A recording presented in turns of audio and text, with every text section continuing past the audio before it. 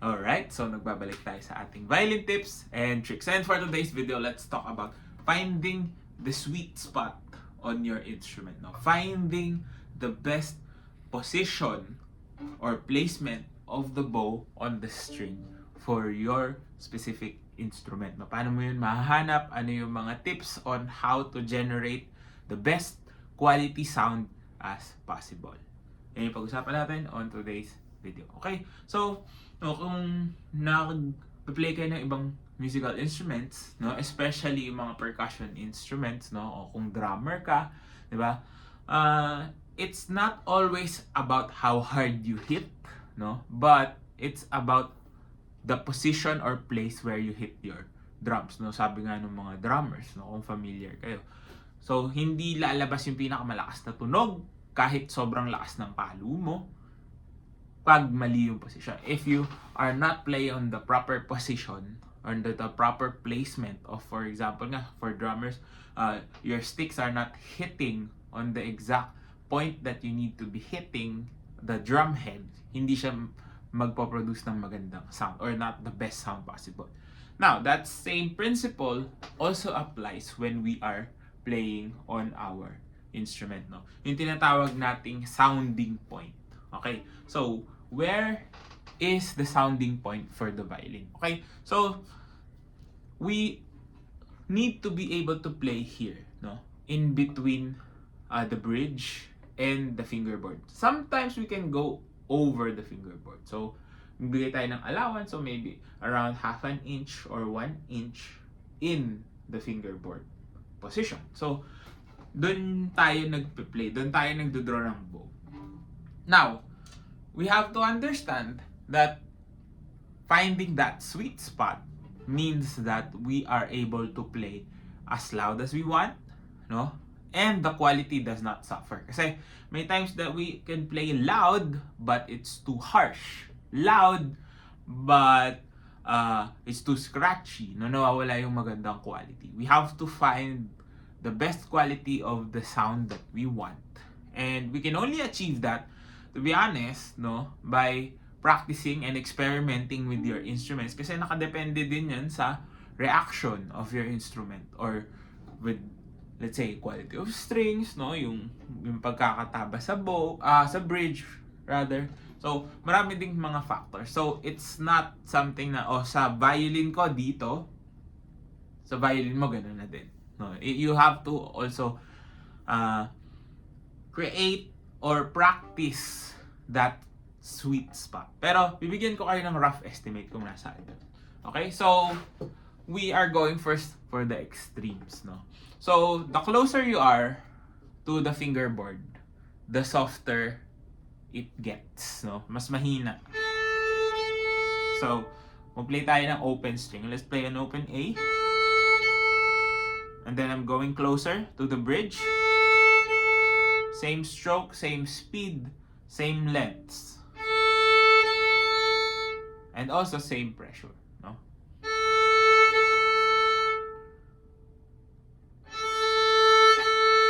I'm not sure kung napipick up ng mic, but for me, no, it gradually goes louder. But meron pang ibang mga factors that you have to consider. So, just basically, when you are playing near the fingerboard, your sound is softer, no?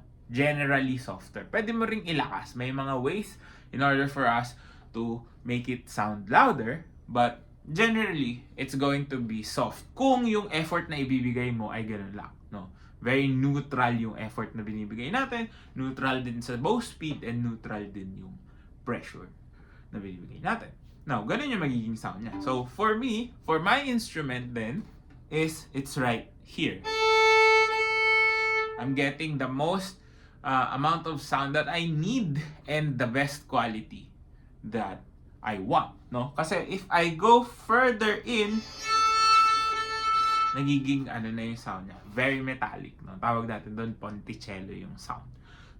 So, you have to find that sweet spot for your instrument as well. So, ganun yung pwede nyo gawin, no? You just do open strings.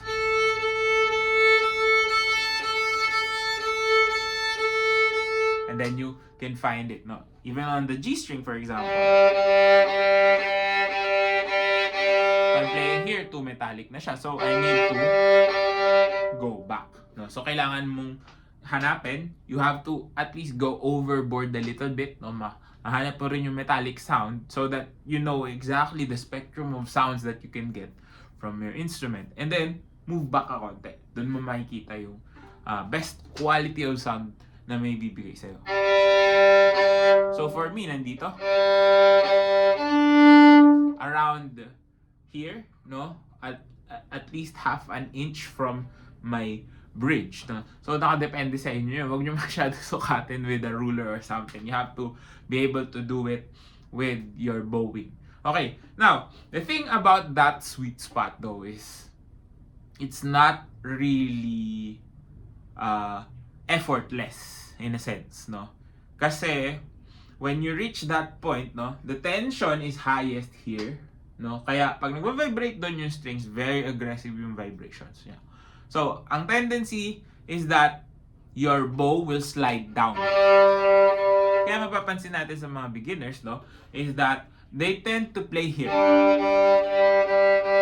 Malayo dun sa sweet spot na right here. Right? So, it's almost half an inch away.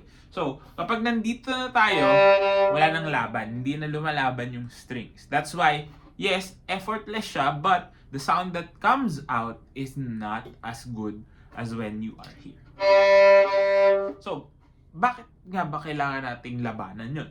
Kasi nga, that tension contributes to the rougher, no, vibration of the instrument or of the strings. Kaya, pinapush back siya. So, how can you maintain that position is that you have to also push towards yourself, no? So, medyo dadalin mo dun yung bow.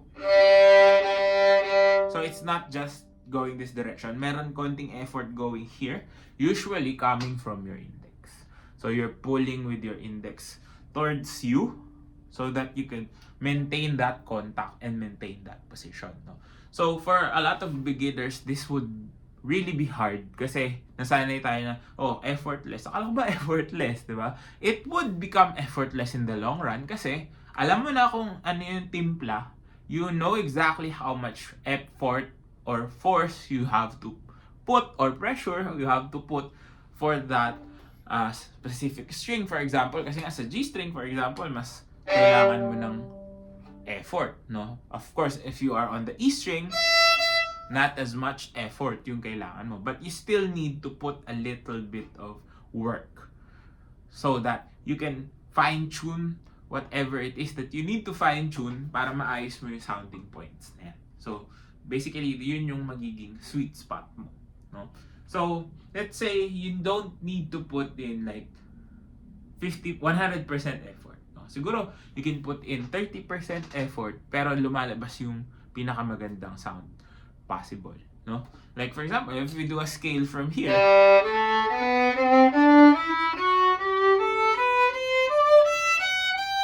how about we compare it if I do the scale here?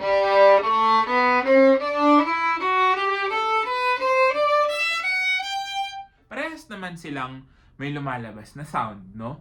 But you can hear, hopefully, na pick up ng microphone the difference with regards to the sound. No, you're not wasting energy. You're not going to waste effort if you are on your instrument sweet spot, no? Now, maganda to sa mga beginners para maintindihan nyo how your instrument reacts, no? And then, from there, you know exactly where to go in order for you to produce other types of sounds, no? Of course, hindi ka pwede mag-play ng airy sound dito. Magiging ganun na yung tunog dyan. It's going to be too metallic. If you want to play a more mellower tone, no, and you want to experiment with sounds, bababa ka dun, no? Pero mapapatunog mo pa rin siya. It's not going to be as loud. But I'm not also saying that you can play loud here, no? We have different techniques, different types of bowing strokes, and you know, different ways of making the instrument sound louder or softer, no? Kasi minsan hindi mo naman kailangan talaga ng super loud. Sometimes magkaibang quality of loud sound yung kailangan mo. So, you could achieve those things But first, you have to find that sweet spot, no?